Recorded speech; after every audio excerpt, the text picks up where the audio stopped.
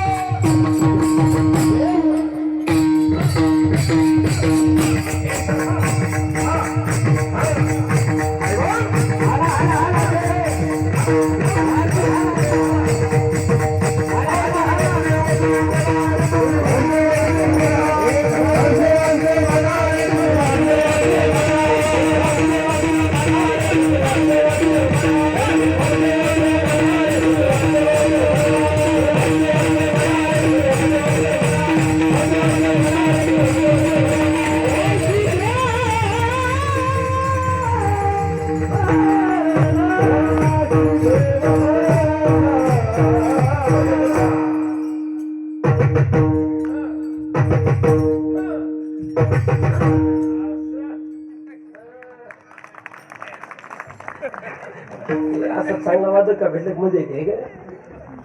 वाजवायचं वजनदार पाहिजे, लय वाजवायची गरज नाही कीर्तनात, थोडाच पण गोड. ते तुम्ही गोष्टी बाबा पुन्हा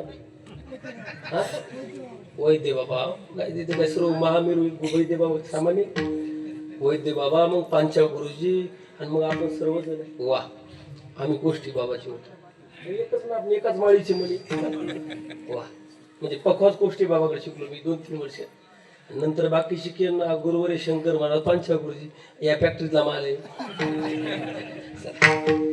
नाथ महाराज म्हणतात नरदेह दुर्लभ जाणा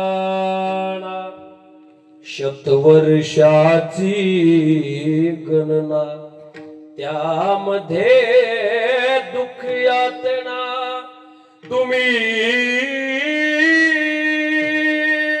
आठवा मधुसूदना मधुसूदना. नरदेव दुर्लभ दादा आणि अनमोल किमतीचा नरदेव तुम्हाला मिळाय दादा. नाथ महाराज म्हणतात एक एक योनी कोटी कोटी फेरा मग लागव्याला मनुष्य देहाचा 11 लक्ष योनी वृक्षामध्ये घ्याव्या 10 लक्ष भोगाव्या चिरचिरे. याचा बघाचं शेवटचं चिरणे काय, नामा म्हणे तेव्हा नरदेह या नरा. नामदेव म्हणतात तयाचा मातेरा केल्यामुळे. मात्र ओळखीचे तुमच्या पहिला मंडळी झोपल्या का तुम्ही, मात्र ओळखीचे तुमच्या ऊसाच्या सुडीला राहते ऊसाच्या काय हो म्हणता तुम्ही. मात्र ओळखीचे तुम्हाला. आपल्याला रास महत्वाची का मात्र ओळखी महत्वाचे. रास महत्वाची ना आपल्याला, मात्र चिल्लर आहे. मात्र हे चिल्लर भावात विकले जात. नामदेव म्हणतात एवढ्या किमतीचा नरदेह तुम्हाला मिळाला पण तयाचा मातेरा केल्यामुळे. कबीर महाराज तर म्हणाले दादा आपल्याला नरदेहाची किंमतच कळली नाहीच कळली. आउट हात का मानव दे अल्लाह ने तुझ दिया. आउट हात का मानव दे अल्लाह ने तुझ दिया. आउट हात का मानव दे अल्लाह ने तुझ दिया. आउट हात का मानव दे अल्लाह ने तुझ दिया. हाय पिया सुख से सोया ना कुछ माना खोया.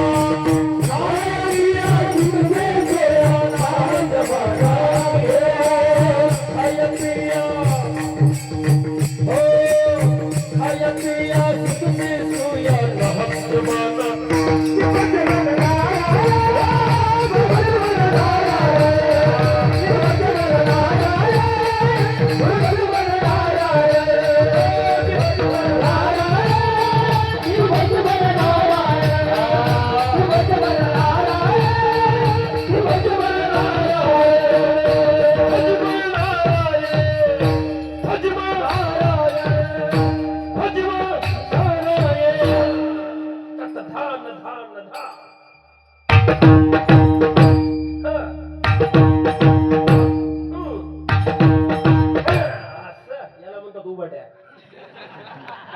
आऊत कसं चालू उभाट्या आऊत लावायचं ती साधं लावायचं खरबडी रान असो तुमच्याकडे रान समजा साधारण रास खड काढा त्याला काय म्हणतात खरबणी रान म्हणतात आमच्या त्याला खरबणी रान असलं आऊत लागलं पाहिजे पीक चांगलं जर काढायचं असेल ना तिथं तर आऊत उभाटी आणावं लागते आपण सगळे शेतकरी वर्ग आहे दादा आऊत जर लागतच नव्हतं लय कुंद्याचं रान लागलं कुंदा आहे का इकडं आता नाही आता कुणी नाही राहिला कुंदा आपण सर्व शेतकरी जुन्या काळात लय कुंदे राहायची मग कुंद्यात नागर लागतच नसायचा मग त्याच्यावर दगड बांधायचा आणि दगड बांधून नागर नाहीच लागला तर मग पाय देऊन तसं आपलं कीर्तन जरा पाय देऊन राहते वा कबीर महाराज म्हणाले होता अनमोल किमतीचा नर्दी तुम्हाला मिळालाय पण खाया पिया सुख से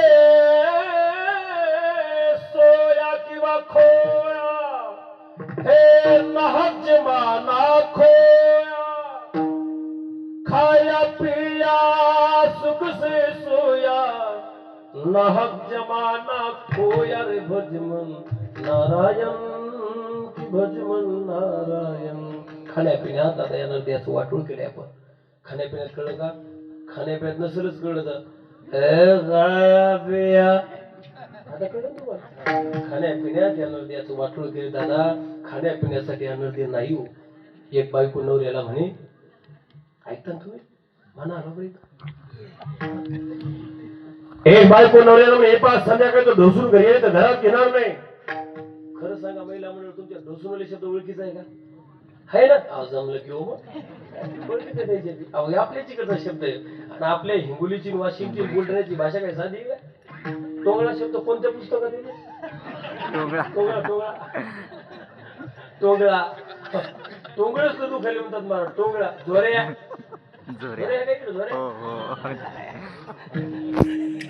जोऱ्या चल ऐका ऐका बायको नवऱ्याला म्हणे ढोसून आले तर घरात घेणार नाही बिचार गरीब होतो सकाळ सकाळ ड्युटी निघाल बायको मी त्याला घरात ढोसून आले तर घरात घेणार नाही संध्याकाळी बिचारा गरीब होतो डबा उचलला आणि ड्युटीला गेला आपलं बुलढाण्याला मेकरला म्हणा ड्युटीला गेलो जाता जाता दादा त्याच्या बायकोचा शब्द डोक्यातच ठेवला अरे बायको आपल्याला बोलवा असं अरे आपण तिचा नवरा आहे ना अरे आपल्याच घरात राहती आपल्याच नावचं कुंकू लावती मी तिचा नवरा ती माझी बायको बायको असून मला म्हणती ढोसून आली तर घरात घेणार नाही बिचारा गरीब होतो एवढा राग आला त्याचा एवढा राग आला त्याला बायकोचा पण ताकद झालेल्या बायको समोर बोलण्याची किती गरीब असेल किती गरीब असेल केलं माय बाबा राग राग ड्युटीला निघून गेलो कामाला लागलं पण त्याचं ड्युटीत मनच लागणार तुकाराम महाराज ड्युटीत मनच लागणार बायको असून आपल्याला म्हणते ढोसून आली तर घरात घेणार नाही याच्यापेक्षा मेलेलं बरं कसा बसा बायकोचा राग उरला ना कसा बसा त्याने वेळ काढला दादा दुपारचे 12:30 वाजले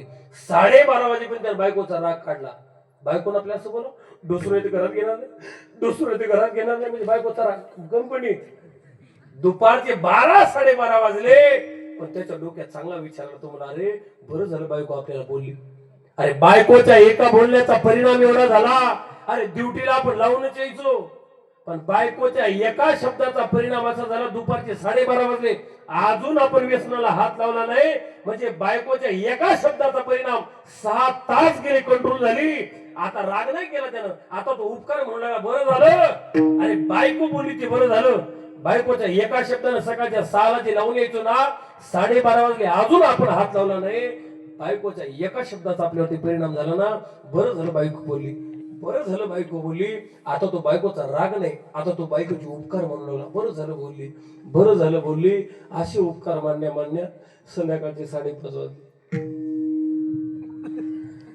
असं मी ऐकलं की 5:30 वाजल्यानंतर हातपाय हातात म्हणत खरे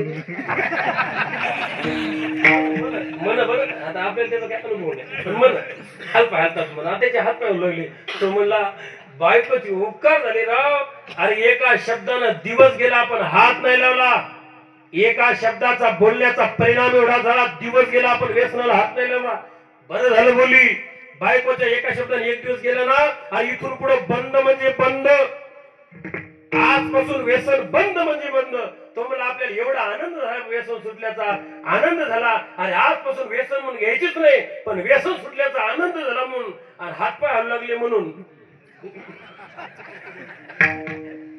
तो म्हणला व्यसन म्हणून नाही पण आता आनंद झाला व्यसन सुटल्याचा म्हणून अहो एक म्हणता म्हणता त्या मी घरातून घरी यायचं सुचना. 6:30ला जे घरी यायचं ना तर दुपार रात्रीच्या 1:30ला घरी आलं. 1:30 वाजता घरी आलं आणि दार ठोठावलं. म्हणलं दार उघड. आता तेच आवाज ओळखीचा ना बरोबर, आवाज वेगळाच राहत होतो. दार उघड. बायकोन आवाज याला सांगितलं होतं ढोसून आजही आली ढोसून. बायकोने जा नाही दार उघडत जा.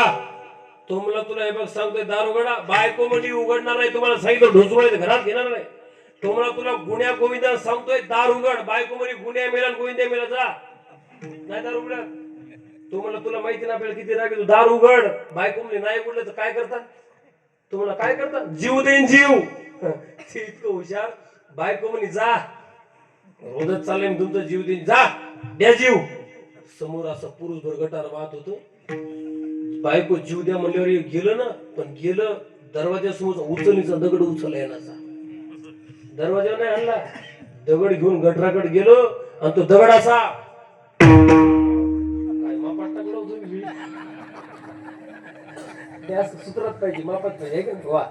असा दगड पाण्यात टाकला आणि पाण्यात पडलेला दगड बायको ऐकला. बायको मी गेलो का काय यायचं आमचं लई कोण राहते मला. ह्या बोलताना बोलून जातात पण महिला इतकं अंतकरण कवळं कोणाचंच नाही. बोलतात त्या कोणत्याच बायकोला वाटत नाही नवरा म्हणावा दादा. अरे आंधळा पांगडा लंगडा खुळा कसाही नवरा असू द्या कोणत्याच बायकोला वाटत नाही नवरा म्हणावा.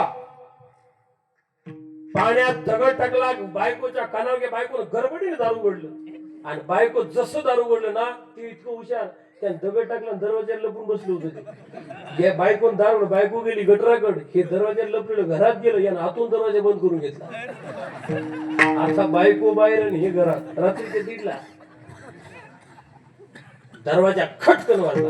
कसा खटकन दरवाजा खटकन वाजला. बायको म्हणे माय मला वाटले इकडे गेली घरात गेले. बायको पागल झाली. बायको म्हणे पा दार उघडा. मला उघडणार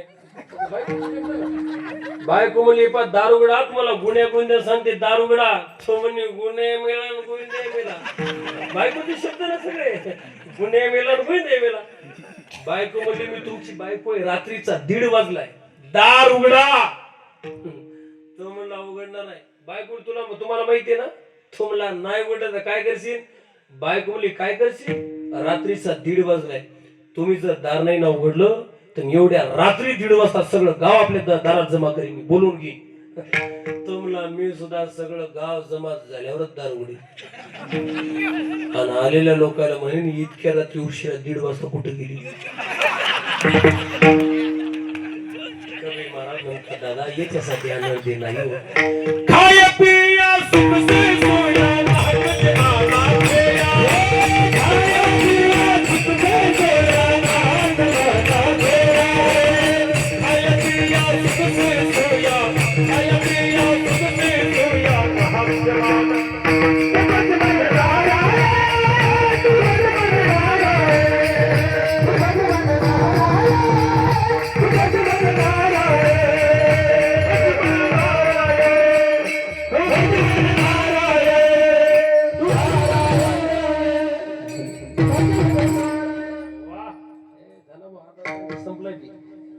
बरं वाटतंय की नाही.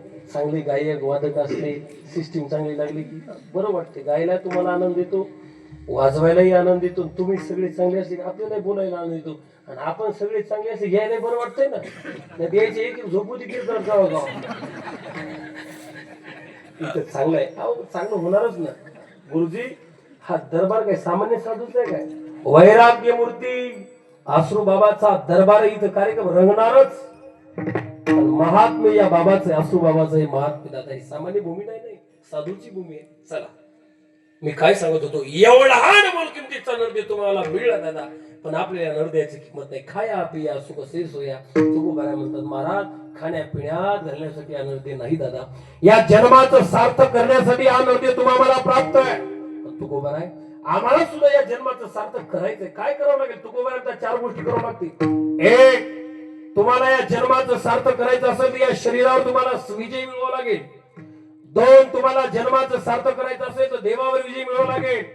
3 तुम्हाला जन्माचं सार्थक करायचं असेल तर जगावर विजय मिळवावा लागेल. आणि 4 तुम्हाला जन्माचं सार्थक करायचं असेल तर काळावर विजय मिळवावा लागेल. या 4 गोष्टीवर जर तुम्ही विजय मिळवला तर तुकोपर्यंत तुमचं सार्थक होईल. साधकांनी प्रश्न विचारला, महाराज हे तुम्ही आम्हाला सांगताय या 4 गोष्टीवरती विजय मिळवल्या जन्माचं सार्थक होतं, तुमच्या झालंय काय? तुकोपर्यंत आमच्या शरीरावर, देवावर, जगावर आणि काळावर या 4ही गोष्टीवर आमचा विजय असल्यामुळेच तर आमच्या जन्माचं जन्म